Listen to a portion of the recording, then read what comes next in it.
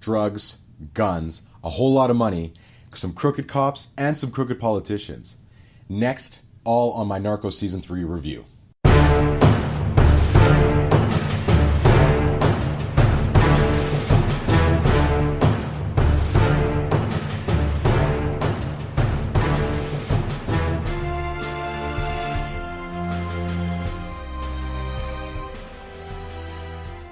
Hey guys, this is G from the F Word Podcast, here to review for you Narcos Season 3. Now, I'll start off by saying I did enjoy the first 2 seasons of Narcos.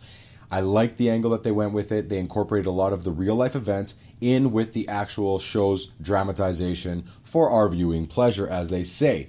They mixed in a lot of the significant events with what was going on and how they were able to deal with Pablo himself and what he was dealing with on his side. Some legitimate, real news footage. I guess the only negative thing I would say about those 2 particular seasons is that I didn't really like Pablo Escobar's portrayal. Now, they could have been juxtaposing the joy that he was showing in the actual news footage of him being a rich kingpin with the sorrowness that he was actually feeling and the struggle he was going to. Do you need to see seasons 1 and 2 to get into season 3? I'd say no. I think you're good for you can get into season 3 if you don't want to invest in seasons 1 and 2, but I would suggest taking a look at it because we do have some returning people. One of the main people that were returning is Pedro Pascal, who's playing Agent Pena, who was in the first one. Very smooth, very suave individual in the first couple seasons who has come back and is a little bit hardened. He's seen some stuff. He's dealing with the fact that he is now a hero for being one of the guys that captured Pablo Escobar. He's up against the Cali cartel.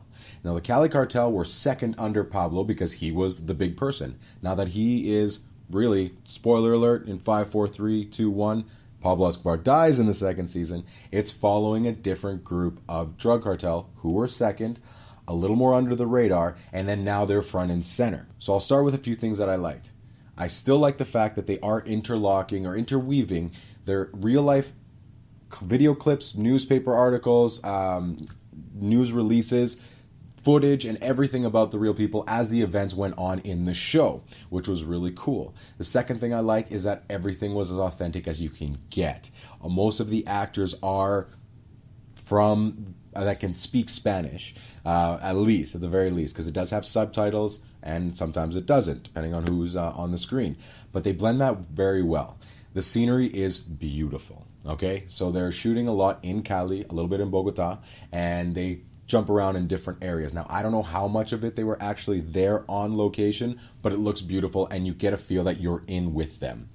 The other thing I really like is that they did a great job with tension, specifically with one storyline with the character who I think is a standout of the entire series, and the guy's name is Jorge, played by, I believe his name is Matias Valera. He's actually a Swedish-born actor. He's only been in a couple stuff. He was in, I believe he was in the Assassin's Creed movie and a couple other things. But for a relatively unknown individual going up against on screen in sometimes together on screen with Pedro Pascal, he definitely held his own in a big way. Really liked his storyline. There was a lot of tension within him. I'm not going to spoil too many things in this season, but again, he was a big standout.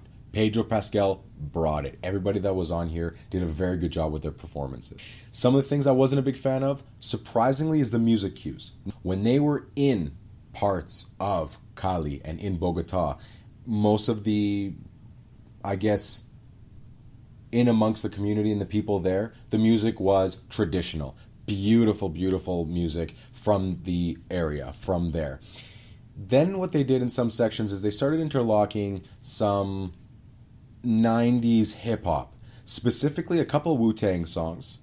They did do Montel Jordan's This Is How We Do It, and also at one point they had Shook One's Part 2, which felt out of place. Whenever they came on, I understand what they were trying to go with it, it just didn't fit. I think they should have stuck with the music that they were using that was specifically from that location. It was already beautiful before, why mess? One of the other negatives I would say, was that they were kind of bouncing around. So what they established was not just the battle between the police and the cartel. They were deep diving into the cartel's personal lives, the police personal lives, and a few other people's personal lives a lot. So at times, you almost forgot about certain characters, specifically 2 other members of the Cali cartel out of the 4. It wasn't like it took you out completely, but when they showed up, they're like, oh yeah, I kind of forgot about him. And maybe it's because I was actually invested in what was going on in each of the individual characters. So when they came on, it was a little bit, it was something that I was kind of, oh yeah, I remember this person. Obviously, they're a big player in this. Let's see what he's up to right now. So those were probably my only gripes with it. The writing was really tight. I definitely think it's worth your time. The other thing I would say is, again, the tension was really good. The writing was really good. The performances were strong. Jorge's storyline and the way that they portrayed him along, and most of the tension came from his side of it, was huge. The other thing what I really like too is that I wasn't a huge fan of in the first couple seasons is that when they were talking over, so the voiceover that was being done by Boyd Holbrook, who was one of the officers going up against Pablo, was that there was times where I was wondering how he knew what Pablo was thinking at the time.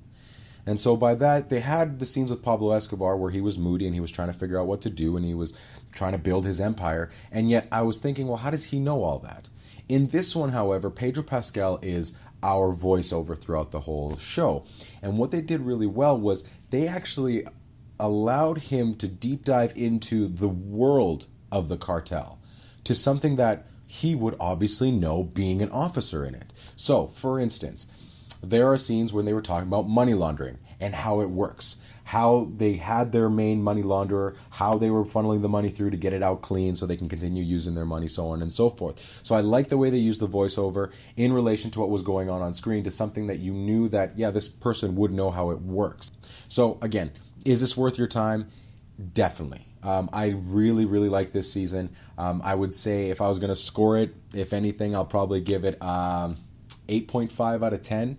I know personally, before we're doing these reviews, I gave the first 2 seasons about a 6 to a 7. There was a lot of really cool moments. Obviously, Pablo Escobar is a big, big figure in this, but it was really cool showing this. And also, all the individual members of the individual Godfathers, rather, that were part of the Cali cartel, they all had their little piece, and there was a takeaway from each of them. Okay?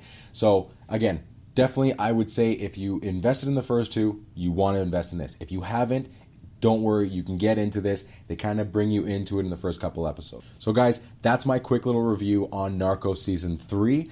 I hope you get a chance to see it. If you do, mention it in the comments below. Let me know what you thought. That's what's most important. Let us know what other stuff you want us to review. You can always find us at the fwordpodcast@gmail.com. So send us an email there. Comment below in our videos. You can find me on Twitter at the fwordsg.